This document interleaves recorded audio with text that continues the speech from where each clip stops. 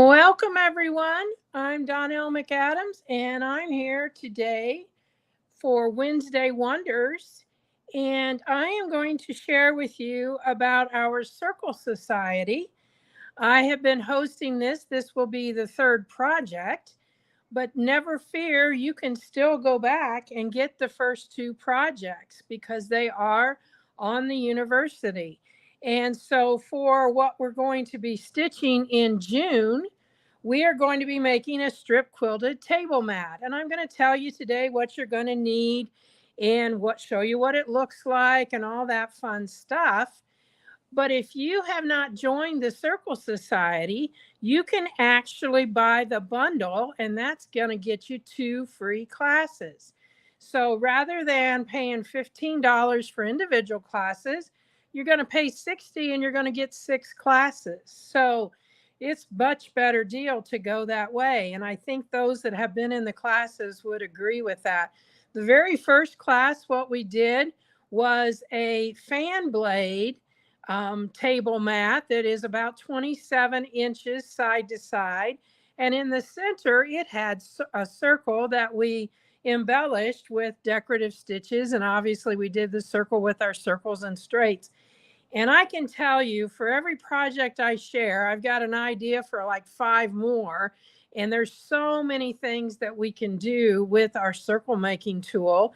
And so that circles and straights tool, if you haven't gotten one yet, you're going to want to invest in it. Now, I've already got mine out on the machine, but this is what the packaging looks like. You can see mine's well used. I've kind of worn that off a little bit. But this is one of the tools that we have been selling literally hundreds of when we are at shows. There's so many things that you can do with it. So the first project was that fan blade table mat last month, well, actually, we're doing a project every other month. So in March, the project that we did, or actually stitched it in April, was our napkins, another type of table mat, and our mug mats. So we did that set, and I really, really like the way that project went together, because originally that pattern was like a Christmas pattern, but you can use the fabrics of any season to make it. And so that really turned out. And you can see that if you go into the university, just go into Circle Society and you'll be able to see those projects. So for this month, what we're going to do is a strip quilted table mat. And so you're going to be able, when you sign up or register, you're going to get this handout. It's not available yet. I would say probably a couple of days they'll have that up. And I'm going to walk through it with you today. But one of the best things that you can do on this is, because of the fact that it's made with 2.5-inch strips, is you can get out one of those jelly rolls that you've been admiring and didn't know what to do with it.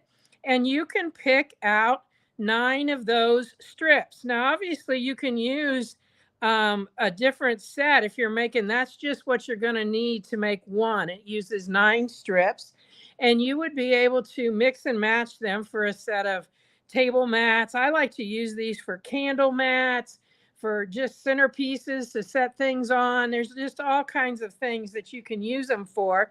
But they finish up about 18 inches in diameter. Actually, probably more like 17. So we're going to be using 19-inch strips. So you could do 2 exactly identical table mats out of one 2.5-inch strip by the width of the fabric, because I've already made one, and you can see I've got plenty left. There's where the fold was to get another 19 inches. And if you're interested, the name of this one is Gingham Gardens.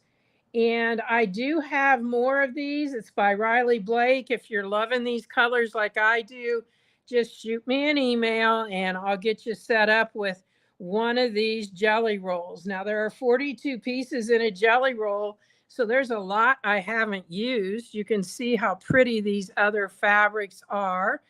And some of the patterns repeat, but there's not a lot of repeat in the actual fabrics, because you can see there's some more of those bias, what I would call gingham on the bias, and even a total different color. I use the one that's a little bit on the teal side, but there's the spring green in there also. So a lot of fun that you can have with jelly rolls. And you may have a jelly roll that's left over from another project. Maybe you did part of a project, or you did the whole project, but it only used part of the jelly roll. This is one of the fabrics that's in here too that I just really, really like. I mean, I'm looking for seeing if I can find that in whole cloth, because all I have is the jelly roll. So anyway, this is what it's going to look like. And so obviously we've used our circles and straights. We are going to be putting this together on a square of fabric, and then we will be talking about what you can and what you can't do. You can see that I've used some embellishment here with some decorative threads. This happens to be the thread that I used here. It's a sulky thread. It's a 40 weight thread. You could use a 30 weight, or even in the case of Floriani, a 35 weight. And this is what, these have a little bit of shine to them, so it adds a little bit of an embellishment. So you can pick some of your decorative stitches. I didn't just do circles, I did some straight lines. I've got a smaller circle up here, and you can just embellish as much as you want with that. Now, another thing that I'm going to teach you is how to get this nice edge stitch. You see that nice little edge stitch right there, right close to that edge. So that's going to be part of the class too.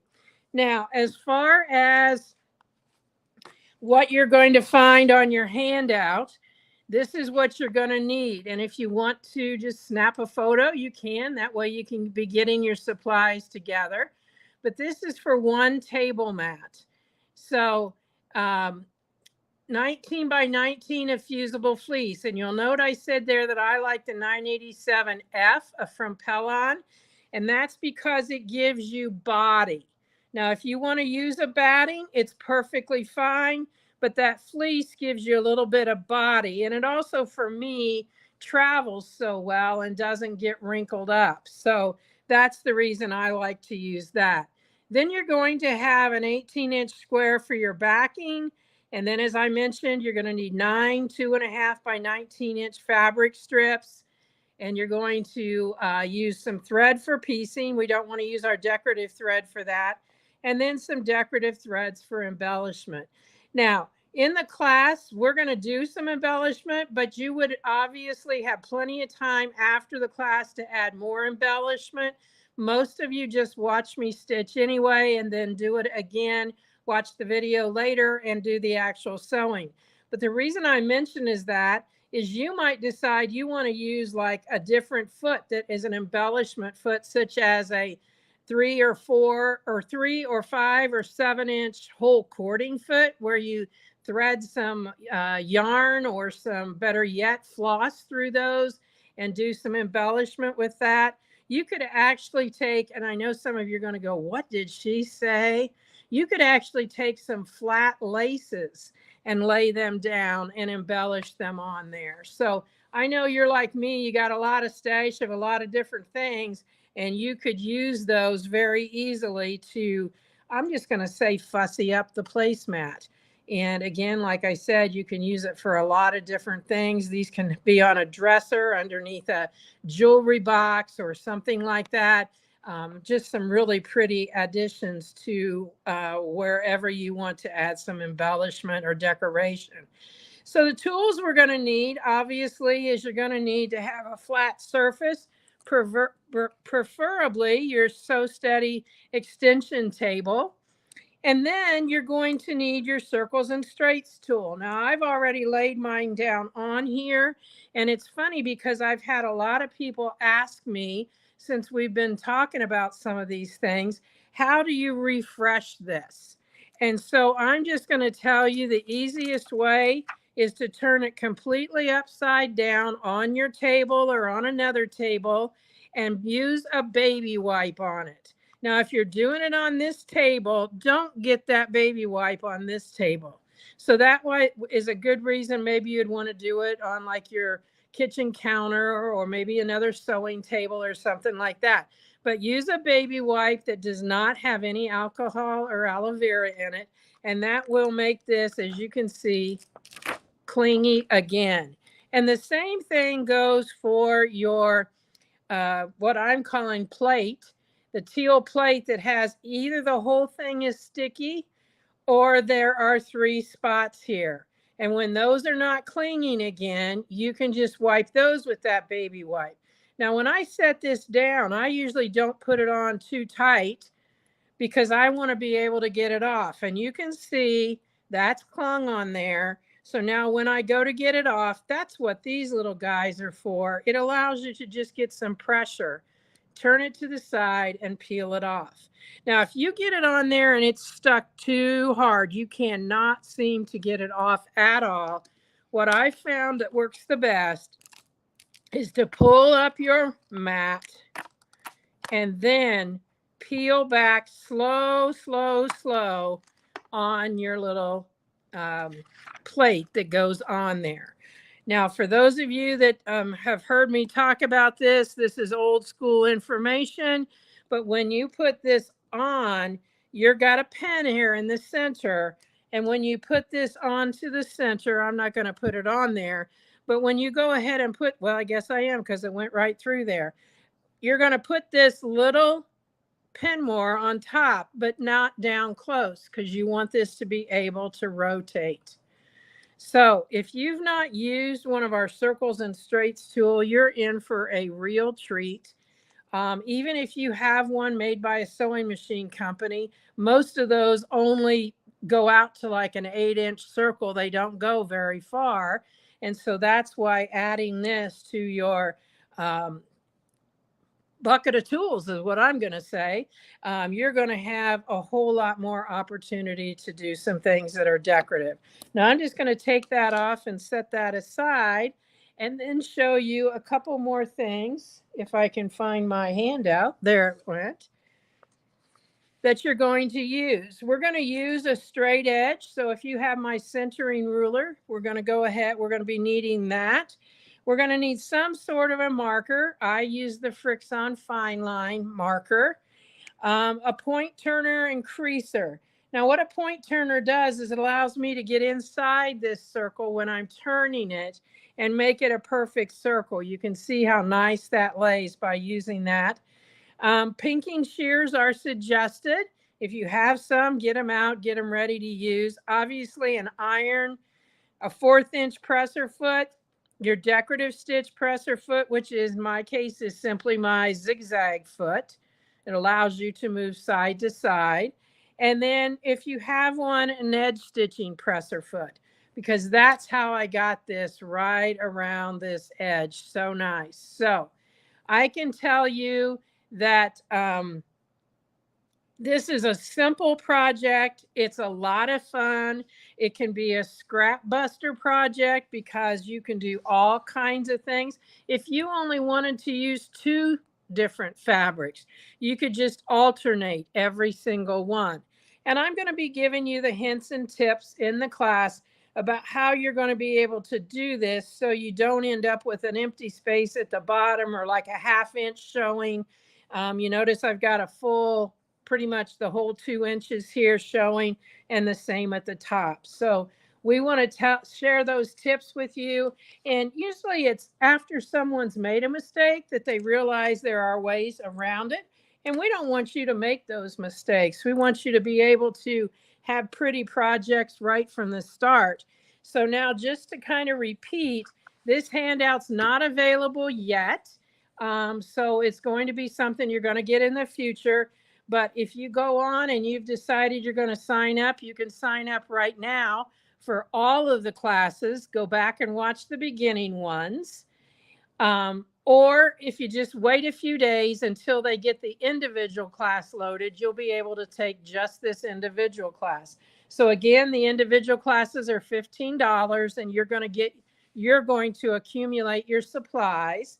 And if you buy the whole bundle of it, you're going to get 2 classes free. So I just want you to know that we have some fun projects planned. And like I said, it's one of those things for, honestly, there are so many circle projects. It's just amazing what we can do with them.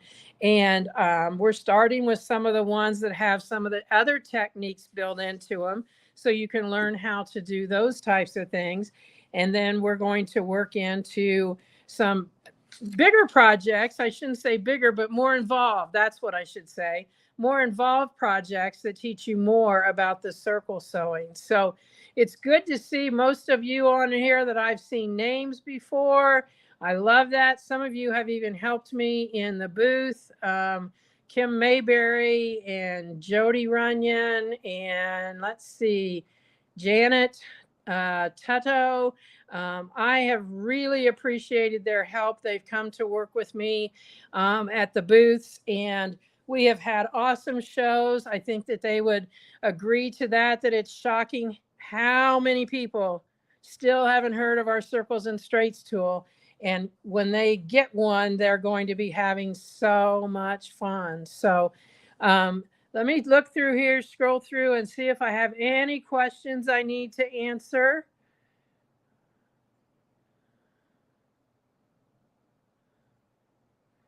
Good to have some of you from around the world on here. Some of you, it's morning.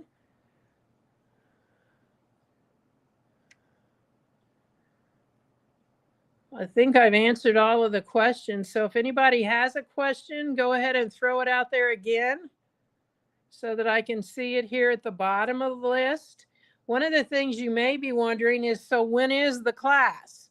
Okay, the class is actually June the 11th at 5 p.m. and I believe that's Eastern time. We'll get the details to you, but it may be that that is later because we've been trying to meet the needs of several different time zones. So June the 11th, I do know that. And it's one of those classes that you'll be able to watch later. You'll be able to watch it again. All the things that we normally do will be the same for this. So again, just to reiterate, this handout's not available yet.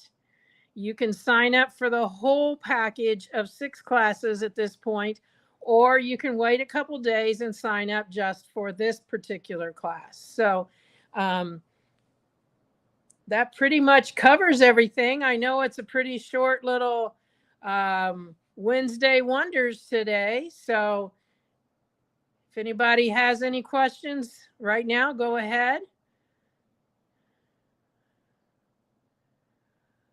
All right. Well, thanks for joining me, and we will be looking forward to seeing you at our strip quilted placemat, table mat, candle mat, dresser mat. I don't know, you call it what you want, but the technique is strip quilting. And we will show you how this is done, because first of all, it's not done through the back. Okay, there's reasons for that, and we will explain those during the class on June the 11th. So thank you very much for joining me, everyone. Have a great day, and make sure you take some time to do some ruler work or sewing or quilting or cutting or whatever it is that makes you happy. I was telling someone the other day, that's what my, whatever you call it, mat that's outside my front door, it says, this is my happy place. It goes right into my studio, and I can honestly tell you that is true. So hope you have a happy place. If not, find your happy place and enjoy some time there. Thanks, everyone. Bye now.